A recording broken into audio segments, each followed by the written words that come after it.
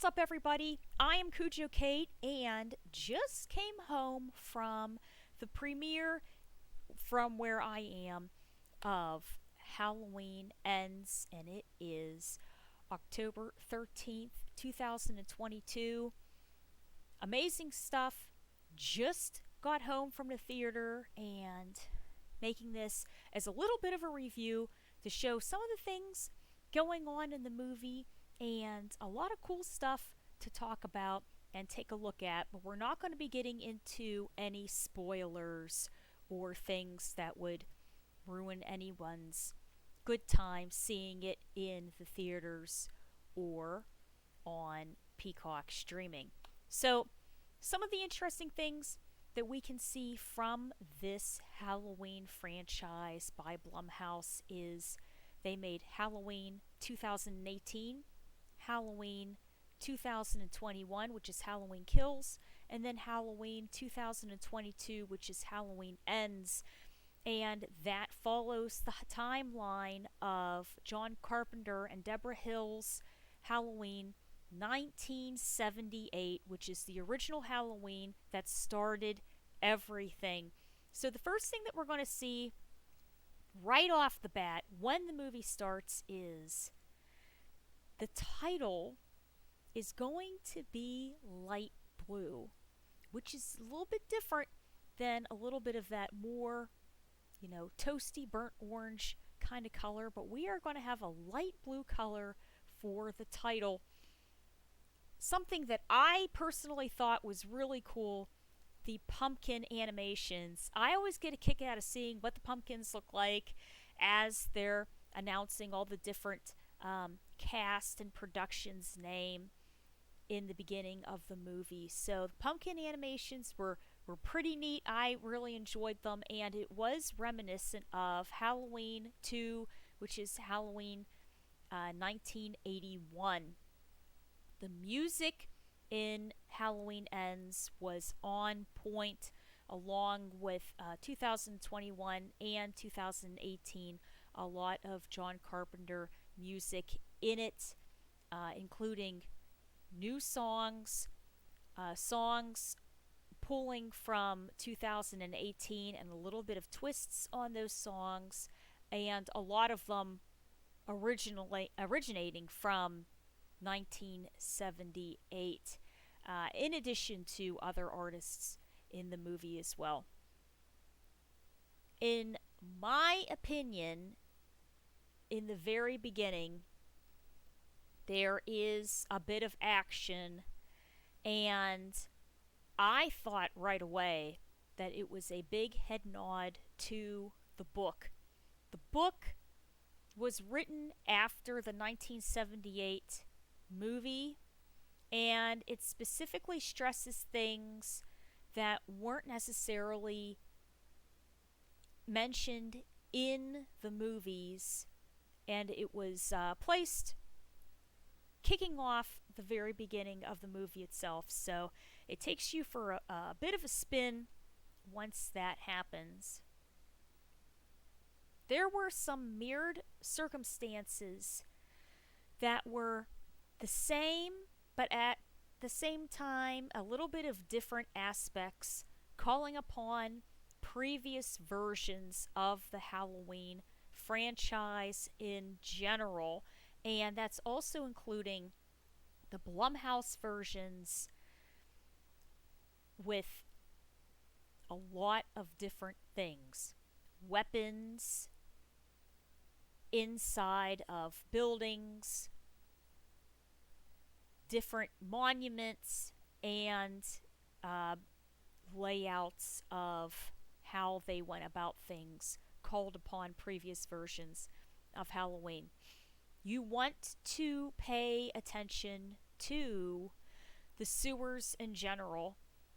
There is a very, very quick Easter egg in the sewers, and I know you can catch it because I did. I thought it was pretty neat, and it was a cool head nod to one of the earlier Halloween movies. In my opinion, I felt that this movie in particular had a large emphasis on color. There is a lot of color, a lot of brightness, and large angles being shot in Halloween Ends. I don't know if the color light blue has anything to do with this aspect in addition, but it just seemed like a pretty cool thing. Check out, there's a lot of emphasis on colors and brightness. This movie will take on a different spin. There are different positions and twists in the story that we have not experienced before in this much depth, and some aspects that has not been experienced at all in the Halloween series as a whole.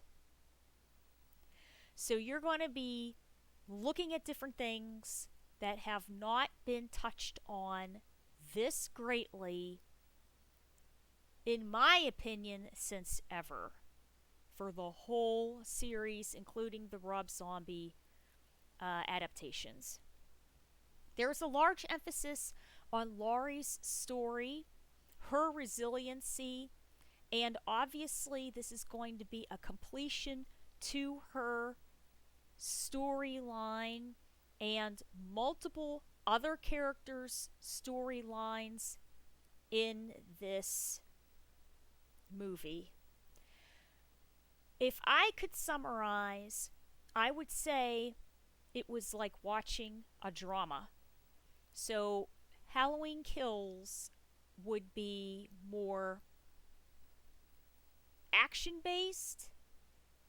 Halloween Ends, the focus is on drama and emotions. It is emotionally driven instead of being driven by action and suspense. To look at the franchise and summarize, it would be 1978 would be the origins. There's an emphasis on protectiveness and children. And when I say, and obviously suspense and horror, but we're looking at the large picture of all of this here. There's an emphasis of protectiveness and children because a lot of the scenes are shot in schoolyards, around playgrounds, neighborhoods, and things like that. Halloween 2018 is a juxtaposition that flipped the roles in general. The emphasis is still on the family unit, but there is a draw to children and trick-or-treating, but it's not as heavily focused upon. In 2021, Halloween Kills is mostly an action, heavy momentum, more horror film. There's emphasis on family again, and a bigger role for children in Halloween Kills. You know, the parts of the kids in the playground, in addition, once again, some scenes with the trick-or-treaters. 2022 Halloween Ends is mostly focused on drama, and the emphasis is on emotion, family, and being a survivor, along with new storylines branching out, storylines being cut short, and basically just tying up these ends very neatly so that there's a bit of solace as to what is going on in the whole story itself from 1978 John Carpenter and Deborah Hill, jumping to Halloween 2018, 21, and 22, which is the Blumhouse version of that. I feel that this one was very emotionally and drama driven. From what I could count in the movie, there were roughly 15 deaths. There could be possibly a little bit more, but I'm pretty sure I counted 15 deaths in the movie.